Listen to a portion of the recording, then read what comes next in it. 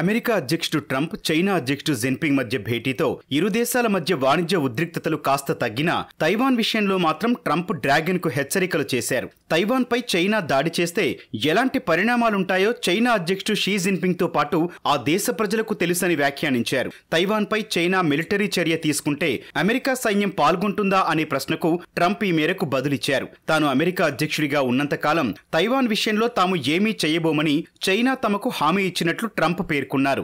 Jinping తో భేటీలో మాత్రం తైవాన్ అంశం ప్రస్తావనకు రాలేదని ట్రంప్ చెప్పారు. అయితే అమెరికాలో తాను అధికారంలో ఉన్నంతకాలం తైవాన్ పై సైనిక చర్యకు దిగమని పలు సమావేశాల్లో చైనా ప్రస్తావించినట్లు తెలిపారు. తైవాన్ తమ దేశంలో భాగమని చెబుతోన్న చైనా మిలిటరీ చర్య చేపట్టైనా విలీనం చేసుకుంటామని చెబుతోంది. 1979 తైవాన్ సంబంధాల చట్టం ప్రకారం తైవాన్, అమెరికా మధ్య దౌత్య సంబంధాలున్నాయి. దీని ప్రకారం తైవాన్ పై చైనా దండయాత్ర చేస్తే అమెరికా సైనిక పరంగా జోక్యం చేసుకోవాల్సిన అవసరం లేదు. కానీ తైవాన్ తనను తాను రక్షించుకోవడానికి వనరులు కలిగి ఉండేలా చూసుకోవడం, బీజింగ్ ఏకపక్షంగా ప్రస్తుత పరిస్థితిని మార్చకుండా నిరోధించడం అమెరికన్ విధానంగా ఉంది. ఇప్పటికే అనేక అత్యాధునిక ఆయుధాలు తైవాన్ కు అమెరికా సరఫరా చేసింది.